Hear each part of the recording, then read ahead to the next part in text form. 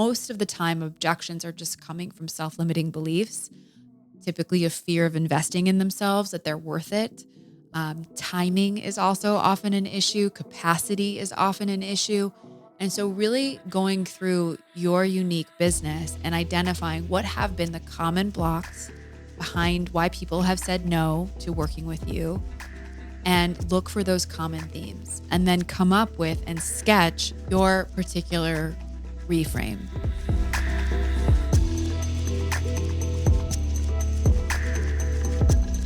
Well, hello and welcome back to the Spiritual Hustler Podcast, my beautiful friends. I am so excited to be here with you guys on this very, very, I think, necessary solo episode where I'm going to go really deep on what I think is one of the most critical aspects of being a female entrepreneur to hone and to get right, which is becoming a salesperson, to really understanding your sales process, becoming incredibly confident in closing deals, and also becoming super resilient when you don't. Okay. All of this is sales. Welcome to the agony and the beauty it is to be honestly an entrepreneur, because we are at the core our own best salesperson. I often say no one can sell like a founder. Yes, in time, as your business scales, you'll have a setter and a closer and a sales team and maybe a director of sales as you grow in your particular industry and vertical, whatever lane your business is in. But at the end of the day, you got to know how to talk to people, babe, and how to really set up your business from an outside perspective, brand, marketing, to bring people into your world in a very rinse and repeatable but predictable fashion. And I am going to close clients. And today I'm going to break this down. Now, first and foremost, I want to say that I came in hot. I'm your host, Jessica, and I live to talk about the business side of this podcast. Here on the Spiritual Hustler Podcast, we are talking about all things woo and the spiritual and the magical and the quantum and the 5D and the Palladian. Like, we go deep on all of that stuff, but we also have to talk about the hustling side of who we are as women. And we have reframed that word as a positive on this podcast to really allow women to claim the fact that they want to be powerful, they want to be successful, we want to make money, we want to be impactful, we want to make a difference in the world. And those two things, the spiritual and the business, do not need to be separated. In fact, they have to be intrinsically connected in order for us to heal from our unhealthy relationship to our hustle, which is the premise of this entire podcast. And so I sent out a Instagram story. If you haven't yet found me on Instagram, please come and say hi. I'm at Jessica Zweig. I'm there a lot, probably more than I should be, but it's how I communicate with all of you guys and really understand where you're at, who you are, what you're looking for. And I posed a question a couple weeks ago in my stories that just said, if you could wave a magic wand and fix anything in your business, what would it be? And I am not exaggerating when I say 90% of you all had to say, how do I get more clients? Which was really fascinating. I'm going to walk you through the 10-step process that is going to help you close your dream clients with so much more ease, alignment, flow, and traction. Step number 1. Have you all heard of the term ICP? If you haven't yet, now is the time, okay? It stands for Ideal Customer Profile. And I will tell you that when I started my agency, Simply Be, I was like, everyone needs a personal brand. Every single stage of career, whether you're the CEO or a junior level employee looking to climb up, whether you're in real estate, spirituality, lifestyle, fashion, doctors, lawyers, recruiters, everyone was my client at Simply Be Agency, this business that I ran for 7 years and ultimately sold. And this is a very true story. For the first 5 years, we didn't have an ICP. An ICP really cracks down into the demographics, the psychographics, the buying behavior, the geolocation, the industry, the income bracket, the pain points, of course, the unique value proposition and selling messaging that's needed to hit those pain points, with that identity, with your solution. I hope you were just now taking notes on all of the things I just broke down. I didn't have any of that for the first 5 years of my business. And while we were getting a lot of business and I was indeed growing and I got clients, indeed, the business was really chaotic. And eventually, because we were taking on all these different clients and there was no real streamlined process internally on how to meet our clients, our core clients where they were, because we were trying to be everything to everyone. We eventually plateaued. It was the year 2022. I talk about this year all the time. It was the year of my total burnout, depression, and the year I went to Egypt, but that's besides the point. I kind of couldn't believe that our sales had plateaued because I was like on this high of my revenue looking like a mountain ascension straight up for 5 years straight. And then all of a sudden it stopped and I felt like a failure, to be honest. And the long of the short of it is we realized that we had gotten to a point where we couldn't be everything to everyone. In fact, we never could have been everything to everyone. And we had to really dial in who our ICP was. And what we did is we looked at our best clients and our worst clients, and we ran them through a rubric, basically asking ourselves as a business, as an internal team, what made these clients the best clients we had, and what were the qualities of our worst clients. And we looked for common threads because we had at that point served a lot of clients. And it was so evident that the best clients that we had were all in B2B spaces, technology spaces, software innovation, AI, CPG. Those were our best clients. And we had served so many others throughout the years that fell outside of those categories in depth. And I remember my team looking at me and saying, we have to go after just this client. And I was terrified. I was like, we cannot be that narrow. We will completely lose out on business. And what ended up happening, because I trusted my team as any good CEO should, it completely transformed our business. Within the next 9 to 12 months, every single one of our clients were that avatar, that ICP. They were top paying clients.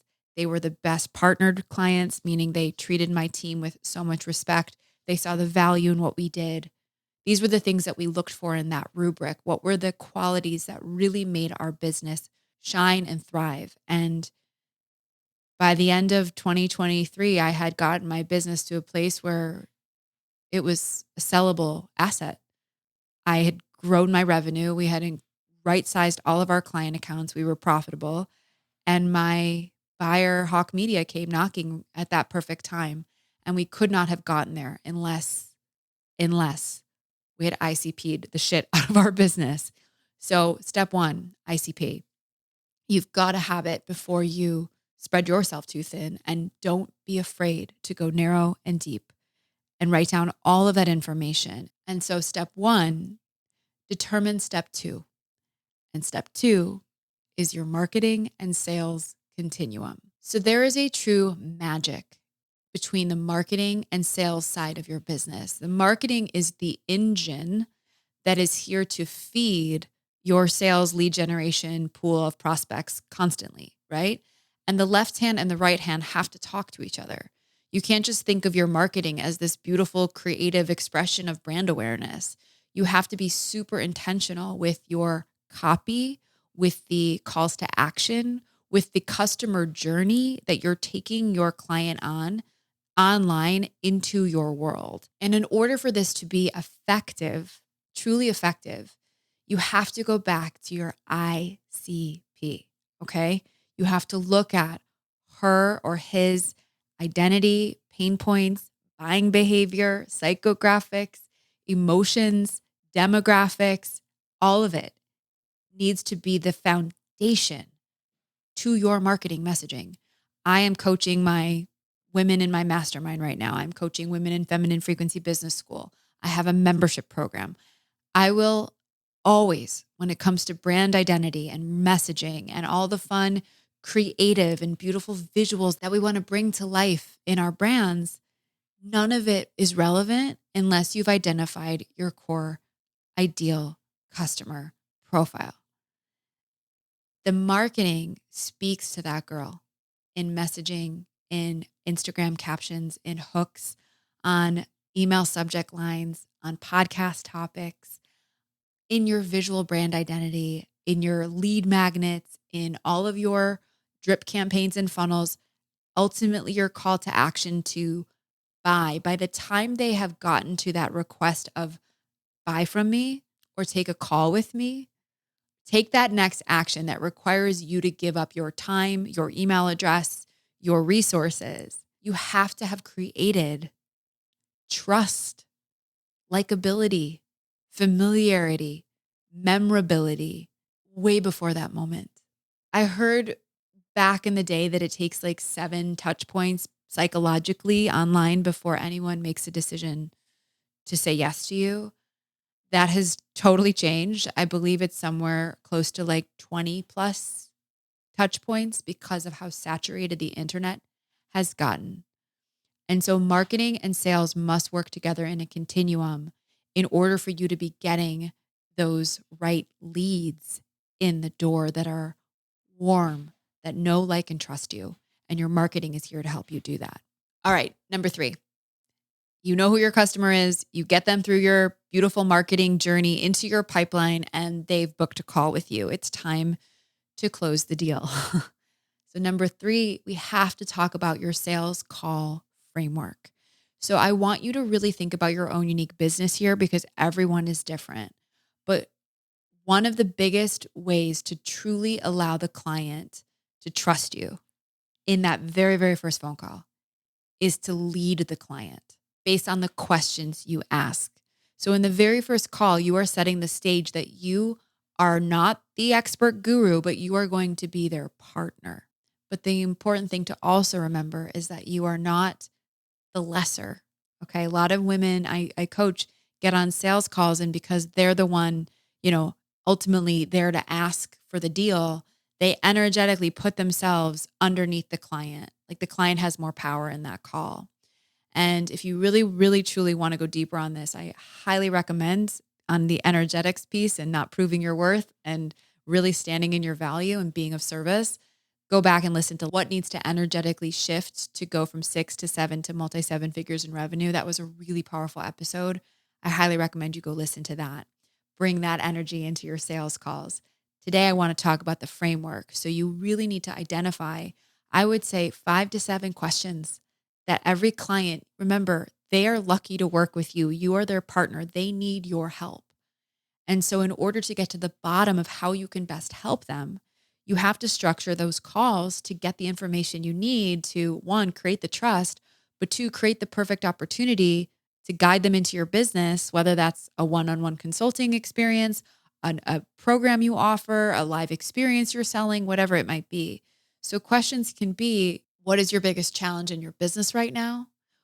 Who besides you inside of your team or family system or company needs to be a part of this decision, if anyone? A lot of the times clients need to go back and talk to their husband, or they need to run it by their COO, understanding who is involved in the decision-making process for them to give you that yes. And here's what I will say about, and this leads into number 4, what I will say about the power of having a framework is that it creates a psychological trust factor on a subconscious level when you get on a call with your prospect, because you're guiding the conversation so clearly and thoroughly and confidently that immediate, oh, this person knows what they're doing, energy typically reveals itself, because most of the time on these sales calls, people just want to be heard and they just want to feel like you understand them. And if you can guide the conversation strategically to get you what you need, it's a win-win, which leads us to number 4, which is holding those calls with a certain type of confidence and energy that creates an instant connection. So I'm going to be quick on number 4 because this is a golden rule that will change your life. But when you are on sales calls, the very first way you want to open it up is building rapport, right? Like, tell me about yourself. Where are you based? Don't make small talk about the weather. Like, immediately get to know them, ask them questions about them.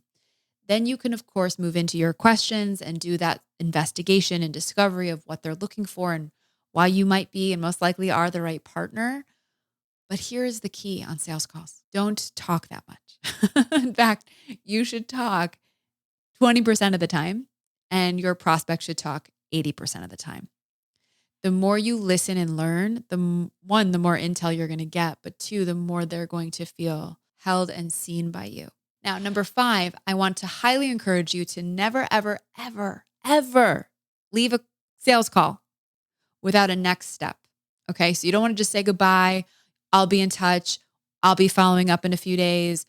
Take a look at my materials and let me know how you feel and reach back out when you're ready. Like, no, this is what we did at Simply Be Agency flawlessly and meticulously. And I really, really have to say, this one single strategy was one of the best tactics we used to continue to drive revenue into our door. So every single time we were about to get off a call, if the client hadn't said yes on that call, we booked another call on that call, a follow-up call right there and then.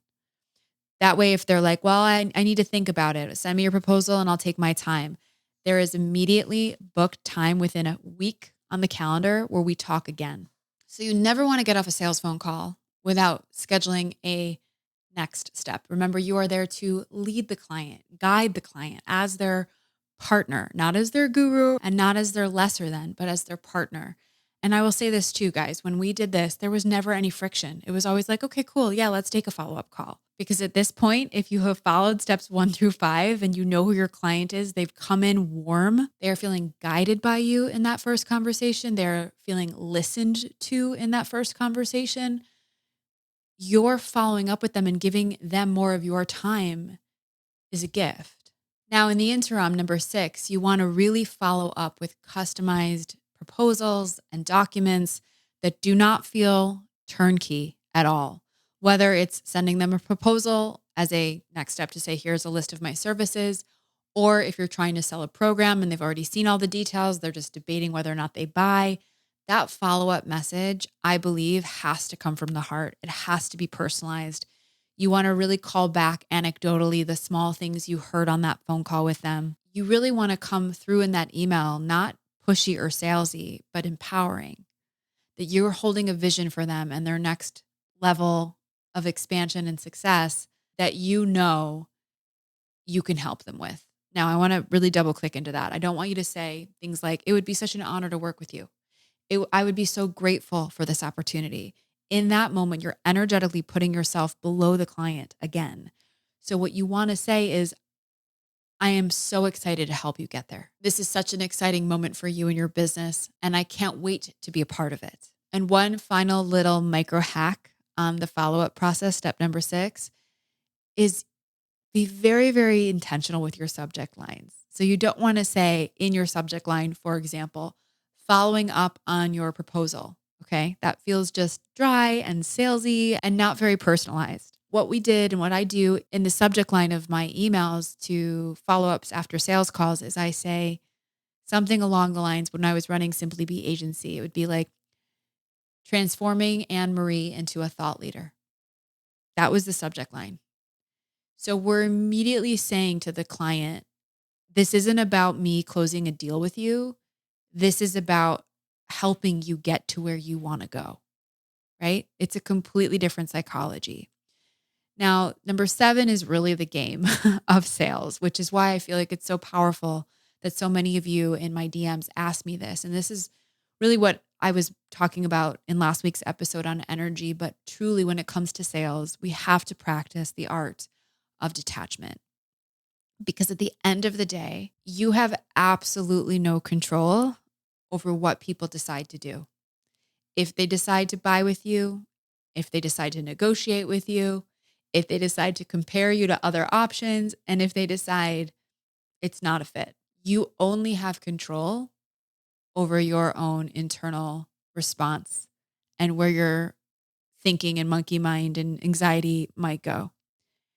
And when we really, truly energetically detach, this shows up not just on the flip side of a sales call, but during the sales call, in our marketing and in our messaging, the way we show up every single day on social media, the way we present ourselves at events when we're sitting on panels or networking. It's this experience of feeling like who's meant for me is meant for me and everyone else is just perfect.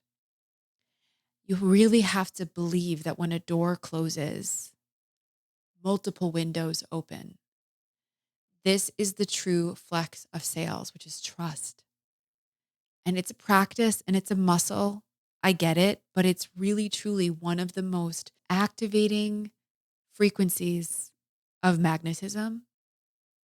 When you know your own codes of value, that you don't have to chase, convince, prove, grovel for any single sales opportunity because you know your own worth.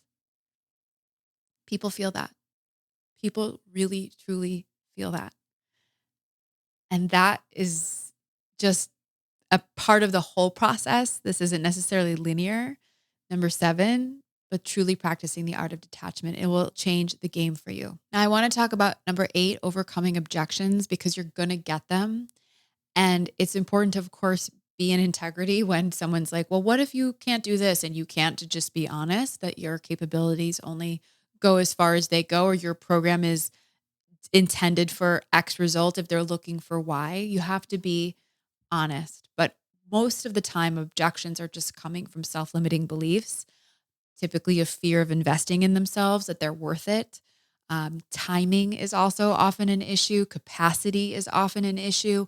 And so really going through your unique business and identifying what have been the common blocks behind why people have said no to working with you, and look for those common themes and then come up with and sketch your particular reframe. So for example, I'll make this tangible.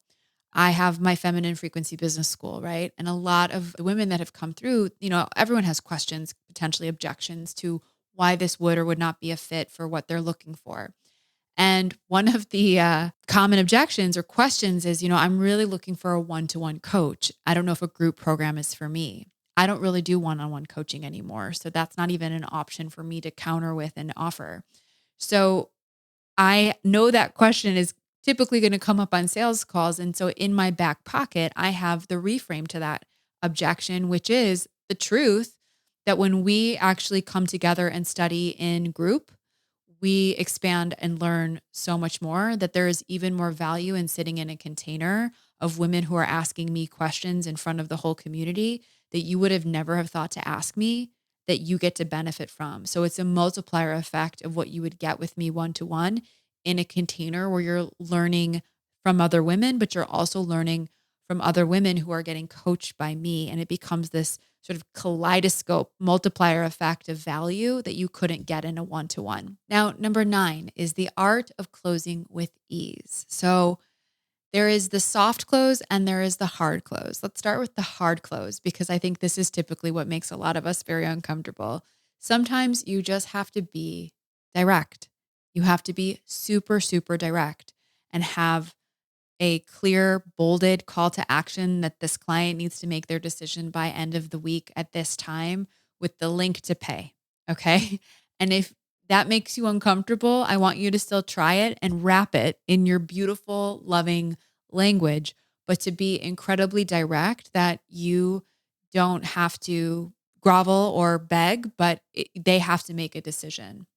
And that you have boundaries around the type of work that you do and the timeline that you do it, at the minimums you do it for. I really want to empower you to truly stand in your value. I was actually working with another client the other day who is in finance, actually. And she had been going back and forth with this couple that was interested in hiring her as a financial advisor.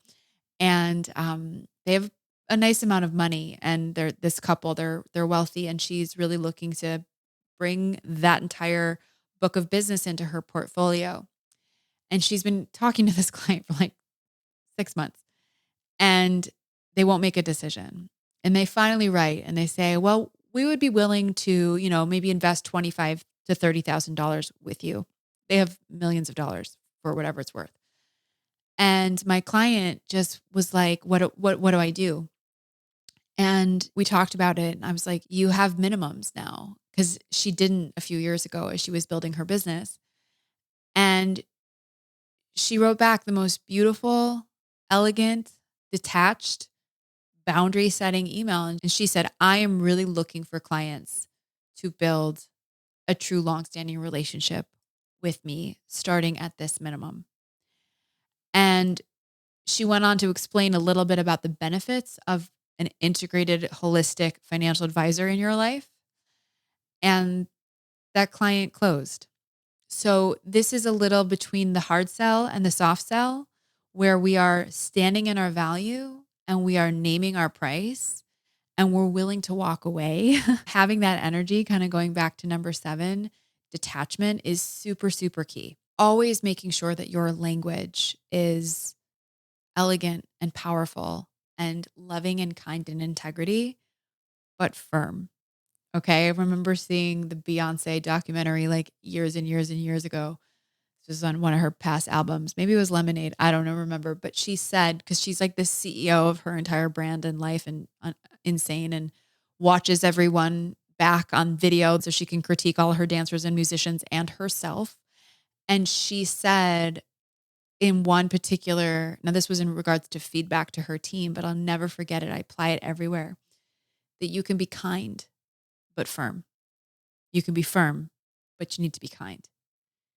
And so it's all around the frequency of your communication in that follow-up.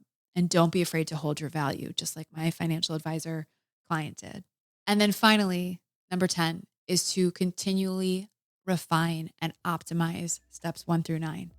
So to recap, you want to continue to refine your ICP. You want to continue to optimize and tweak your marketing process. You want to continue to refine and optimize your sales call frameworks. You want to record all of your calls to make sure you're rewatching yourself to lead those calls with continued confidence. Number 5, you are booking calls on the call for that next step.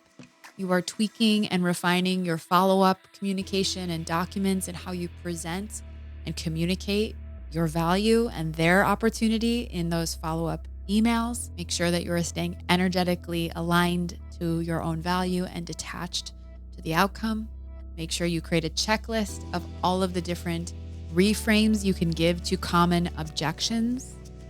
And you want to master the art of your follow-up based on the hard close or the soft close, and continue to rinse and repeat.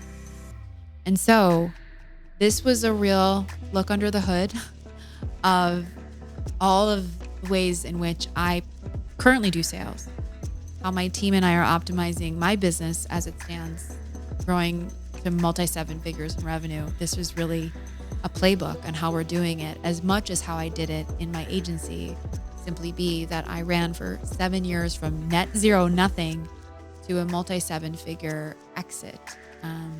Same playbook. So it's yours. Take it, run with it, rinse and repeat it. Trust yourself. Go expand that abundance, sister. You have got this. All right. I will see you on the next episode of the Spiritual Hustler Podcast. Bye, guys.